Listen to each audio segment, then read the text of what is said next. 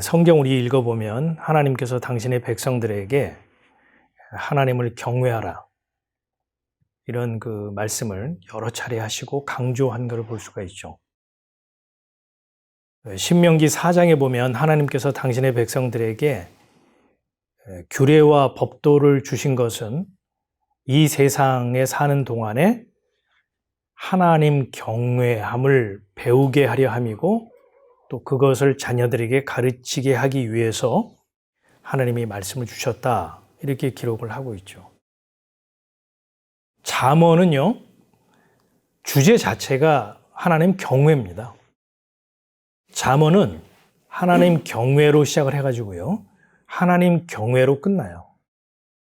그래서 이거를 이제 샌드위치 구조라고 그러거든요. 샌드위치처럼 빵 두 쪽, 여호와 경외, 시작, 여호와 경외 끝. 요 샌드위치 안에 내용물이 들어있는 것처럼 잠언은 하나님 경외로 시작해서 하나님 경외로 끝나고 요 안에 있는 내용은 다 하나님 경외와 관련된 내용으로 채워져 있는 거죠.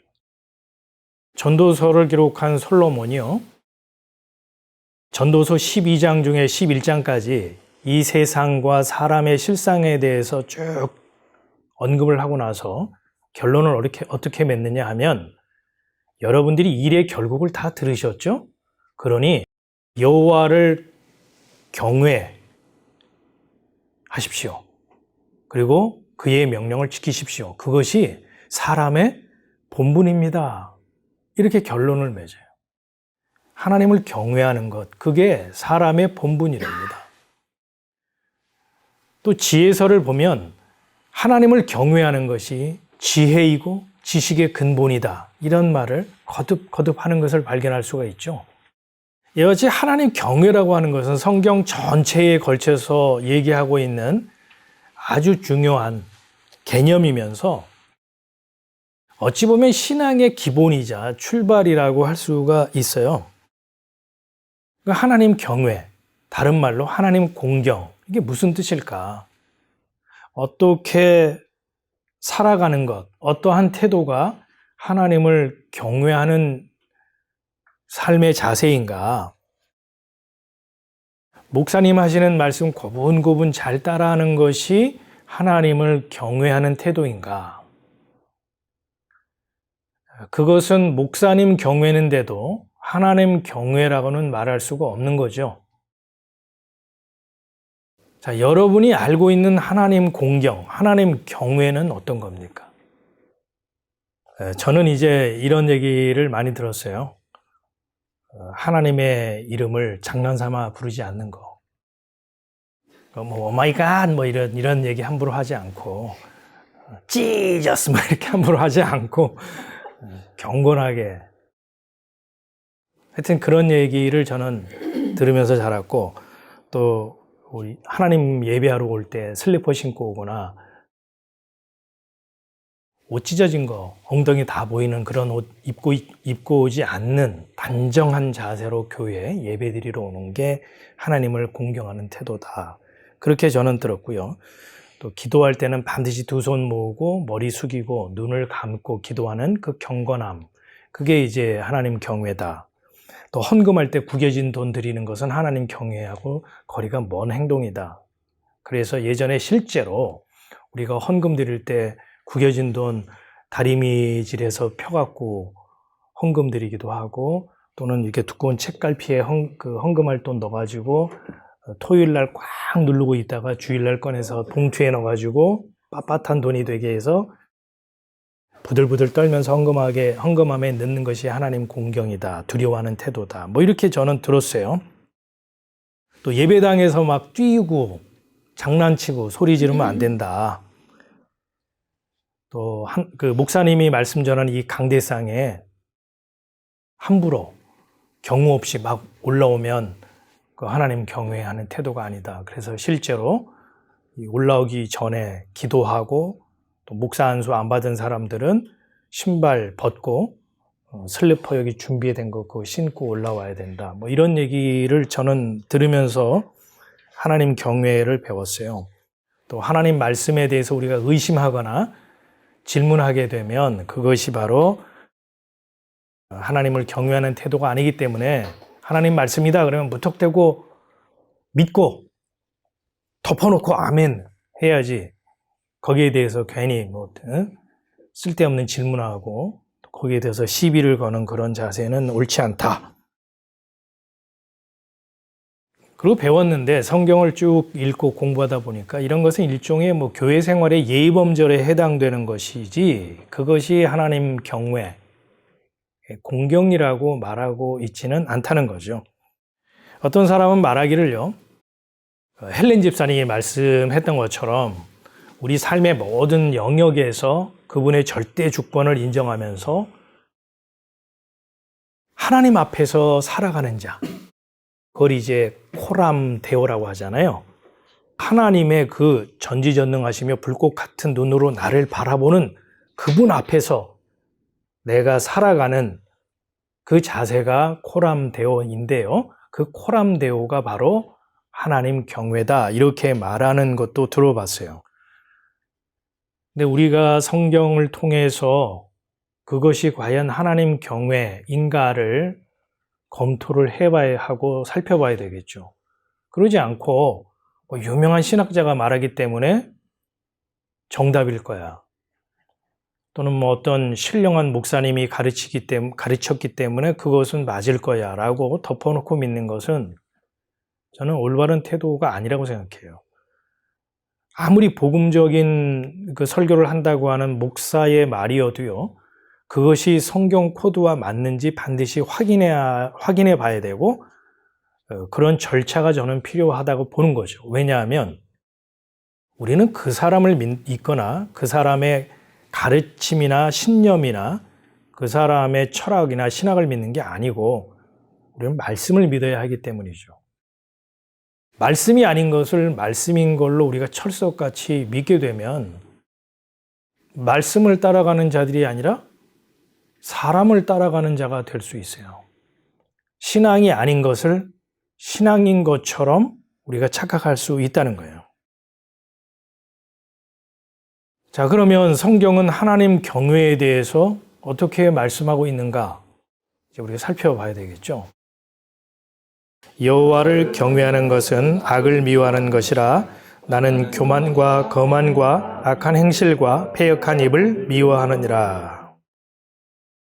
잠언 기자는 여호와 경외가 뭔지, 하나님을 공경하는 것이 뭔지 간단하지만 분명하게 진술하고 있죠. 하나님을 경외하는 것, 하나님을 공경하는 것이 무엇이냐? 악을 미워하는 것이랍니다. 그러면 이제 악이 뭔지 우리가 풀어야 되겠죠. 악을 성경의 개념과 달리 풀이하게 되면 배가 산으로 가버립니다. 성경과 다른 해석, 잘못된 이해를 하게 된다 이 말이에요.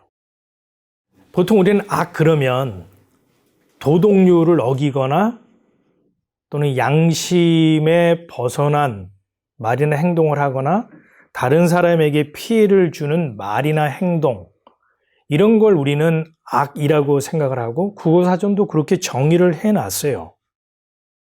그런데요, 이거는 성경이 말하는 악의 개념과는요, 코드가 맞지 않는 정의고 풀입니다. 성경은 하나님이 계획하시고 하나님이 진행하시고 하나님이 성취하시는, 하나님이 온전히 행하시는 그 손길을요, 성경은 선이라고 하고요, 그 선과 대립하고 있고 대척점에 있는 것을 악이라고 말한다는 거예요. 다시 말해서 하나님의 속성은 은혜인데요, 이에 반해서 사람은 자신의 생존과 자기 확장을 위해서 수고하고 노력하고 정성을 기울여서 신적인 존재로부터 내가 뭔가를 얻어내겠다라고 하는 그 열심, 그 정성, 그걸 하나님께서는요, 악으로 보신다는 거예요. 그걸 왜 악으로 보시느냐? 원래 하나님께서 사람을 창조할 때는요, 하나님의 은혜 속에 살아가도록 의도하여 사람을 만드셨거든요. 그래서 사람은 에덴 동산, 하나님의 동산에서 하나님의 은혜라는 원리와 방식을 가지고 운영하고 다스리고 통치하도록 되어 있었어요.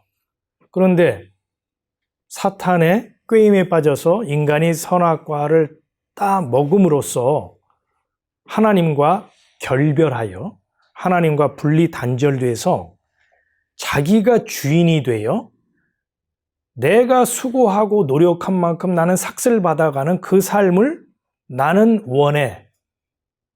얼굴이 땀이 흐른 만큼 삭슬 받아 그 삶을 선택하고 그 원리 속에 갇혀버린 존재. 그게 타락한 인간의 실상이거든요. 그것을 하나님께서는 선하다, 아름답다 이렇게 보시는 게 아니고 악하다, 나쁘다, 수치스럽다, 혹은 무거운 짐이다 이렇게 보신다는 거예요. 이와 같이 하나님의 속성, 하나님의 방식, 그 은혜와 대척점에 있는 인간의 행위, 내가 내 행위라고 하는 것을 원인으로 제공함으로써 내가 원하고 바라는 것, 그 결과를 내가 얻어서 그걸 내 삶의 소유로 삼아 살아가겠다는 것. 그걸 성경은 악으로 규정하고 악으로 보신다는 거예요. 그래서 악을 미워한다라고 하는 이 말의 정확한 의미는 뭐냐면요. 인간은 하나님을 경외할 수 없다는 거예요. 왜요? 인간에게서 나오는 모든 행위들은 다 뭡니까? 내가 정성과 열심과 치성을 바쳐서 내가 원하고 바라는 것을 얻어내겠다라는 그 원리에 갇혀 있거든요. 그 생각으로 우리는 충만해 있다고요. 그래서 하나님을 섬겨도 그렇게 섬겨요. 지성이면 감천, 인과 응보식으로 우리는 하나님을 섬기죠. 제가 교회 생활을 쭉 하면서도 제가 느끼는 것이 바로 그런 거예요. 적지 않은 교인들이 하나님이 미워하시는 방식, 그 악이라는 방식을 가지고 하나님을 섬기는 사람들이 굉장히 많아요. 뭐 신학을 해도 똑같아요. 목회를 해도 똑같습니다. 아니, 목회를 하고 성도들에게 말씀을 전한다고 해도요, 그런 내용을 가르치는 거예요. 지성이면 감천입니다. 이런 단어를 사용하지 않고 인과응보라는 단어를 사용하지는 않죠. 왜? 이런 것들은 보통 불교에서 많이 쓰니까. 불교 용어를 사용하지 않더라도 교회에서 지금 복음을 전한다고 하는 목사님들의 내용이 거의 그런 식이죠. 여러분, 정말 여러분이 회개 철저히 하시고 순결한 마음으로 여러분이 원하고 바라는 것을 일심으로 구하면 하나님이 감동하여 응답해 주십니다. 30배, 60배, 100배로 채워주십니다. 이런 얘기를 서슴지 않고 교회 강단에서 한다는 거예요. 우리의 신앙생활도 다르지가 않죠. 이제 우리에게 가장 민감한 게 부모에게는 자녀잖아요. 여러분이 자녀를 위해서 기도할 때 어떻게 기도하는지 한번 그 기도의 내용을 여러분이 녹음했다가 들어보세요. 아마 열의 10사람은 하나님, 내가 내 눈이라도 뽑아드릴 테니까 이번에 우리 아들 대학 입학 시험에 서울에 있는 대학 합격하게 해주세요. 뭐 이런 식의, 좀 과장돼서 제가 좀 표현을 했지만 이런 식의 기도가 굉장히 많거든요. 20시철이 되면 교회를 보세요. 20시철 되면 교회에 다니엘 새벽 기도나 특별 새벽 기도회가 열리죠. 그러면 그 기도하는 교인들의 기도 내용을 한번 다 들어보자고요. 그의 나라와 그의 의를 구하는 사람이 있을까요? 믿는 사람들도요, 입시 당일날 그 학교 정문에다가 뭘 붙입니까? 엿 붙이요. 엿 붙이죠. 찰떡 갖다 붙여요. 믿는 이도, 교회 다닌다고 하는 사람도, 뭐 불교 신자는 차치하고. 우리가 다 그런 하나님의 은혜와는 대척점에 있고 하나 될 수 없는 행위, 인과, 여기 우리가 확 붙들려 있다고요. 그래서 사실은 우리가 하나님을 경외한다, 공경한다고 하는 것은 인간의 죄된 본성을 갖고서는 불가능한 일입니다. 하나님을 경외하는 것은 악을 미워하는 것이다 라고 했는데 우리가 악의 틀 속에 이미 갇혀 있는 존재입니다. 그래서 이 악에 대한 것에 대한 강조, 반복이 이 말이에요. 하나님은 거만과 교만과 패역한 입과 악한 행실을 미워하신다라고 악을 미워한다라는 것에 대해서 강조하기 위해서 반복된 표현을 계속 하고 있는 거죠. 이건 윤리 도덕적인 개념이 아닙니다. 인간의 겉과 밖이 내적인 것이든 외적인 것이든 인간은 전체가 악이다, 통으로 악이다라는 것을 지금 잠언 기자는 강조용법, 반복을 통해서 지금 말하고 있는 거예요. 하나님은 바로 이 악을 미워하시고 증오하시고 혐오하신다는 거예요. 왜냐? 하나님은 은혜를 베푸시는 분이고 은혜의 아버지이지 사람의 행위를 보시고 그 행위에 따라서 보상을 해주시는, 정성을 기울인 만큼 복을 주시고 땀 흘린 만큼 삭슬 주는 그런 분이 아니기 때문이에요. 우리 한번 생각을 해보자고요. 자식이 아버지를 아버지로 알지 못하고 사장님으로 알고 있거나 업주로 알고 있다면 아버지 입장에서는 얼마나 섭섭하고 서운하고 화가 나는 일이겠습니까? 아버지를 은혜의 아버지로 섬기지 못하고 돈을 찍어내는 분으로 알고 있다면 그 아버지의 마음이 얼마나 상할까요? 이제 한 50년 가까이 된 일이라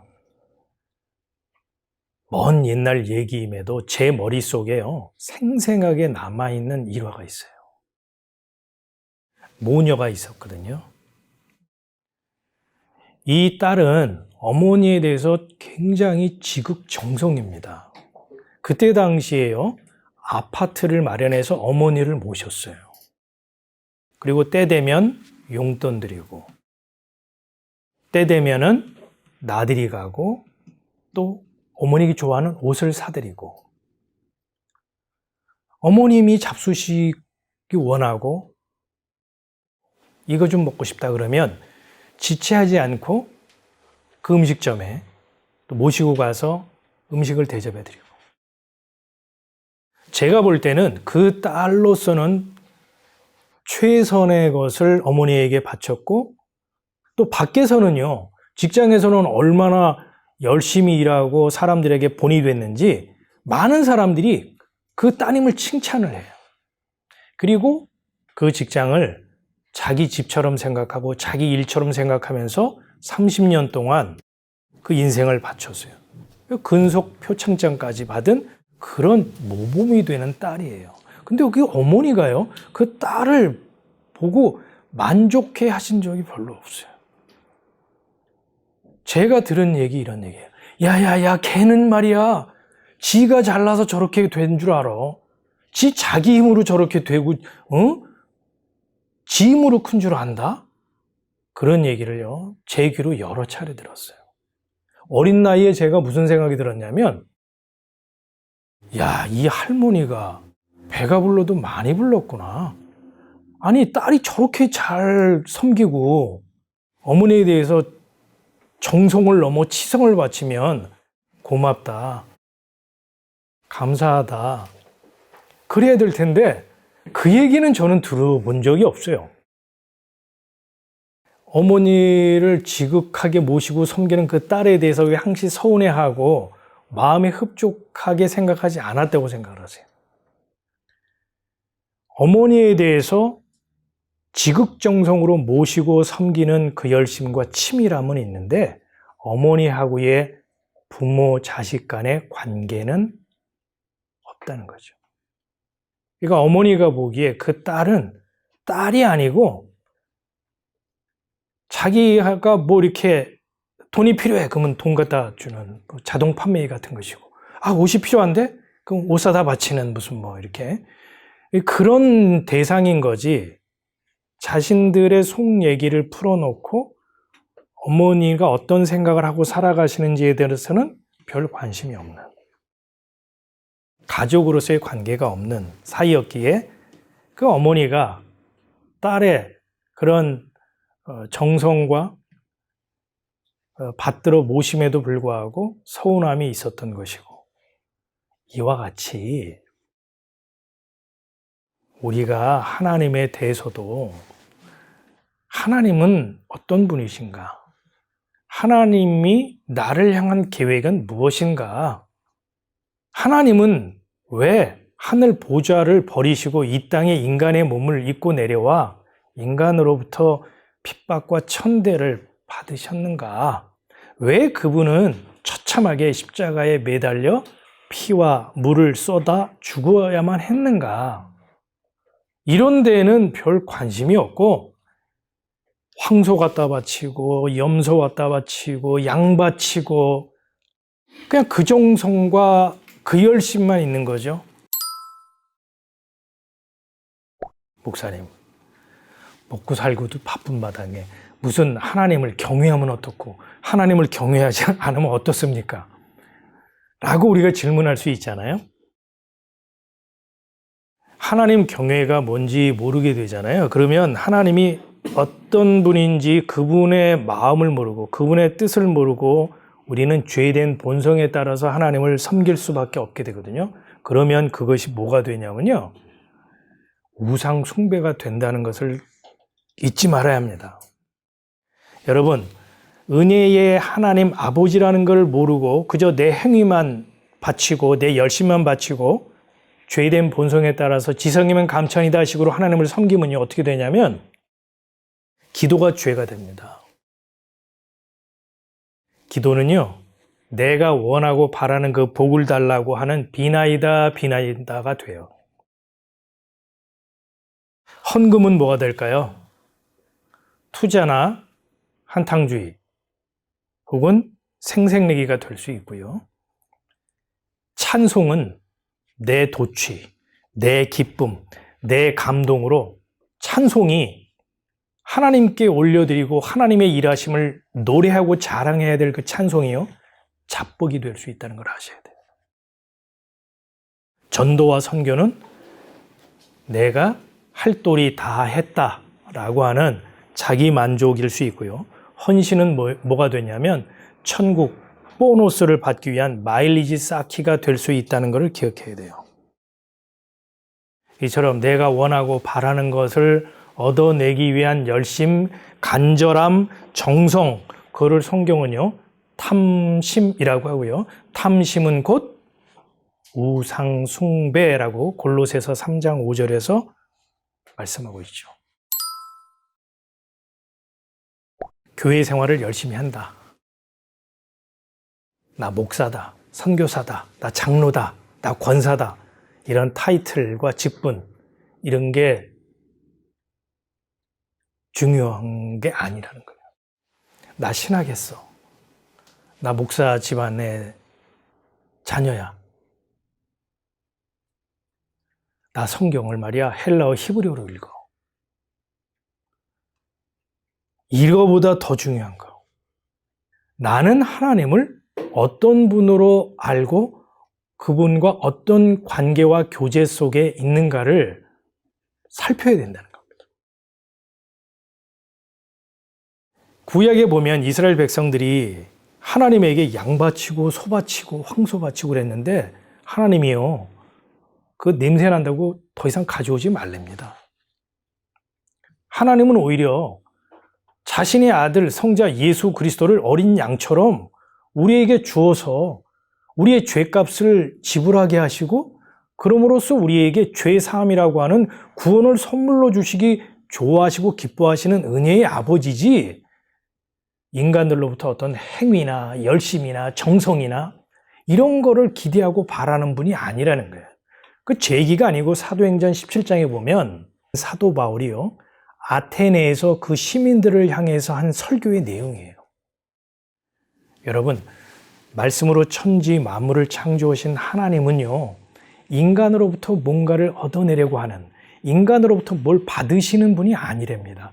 오히려 그분은 우리들에게 생명과 호흡과 그분의 사랑을 주기 원하시는 분입니다 라고 설교를 했어요.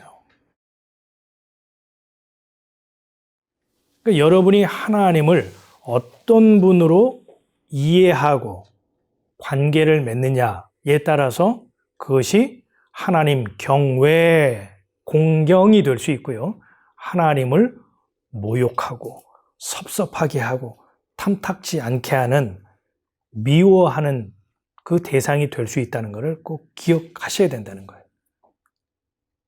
거듭 말하지만 예배의 자리로 우리가 나올 때 나는 하나님을 어떤 분으로 이해하고 그분과 어떤 관계 속에 있는가를 꼭 질문해 보시고 살핌으로써 하나님을 경외하고 공경하는 자로 살아가는 그 복됨이 우리 가운데 이루어지기를 기원합니다.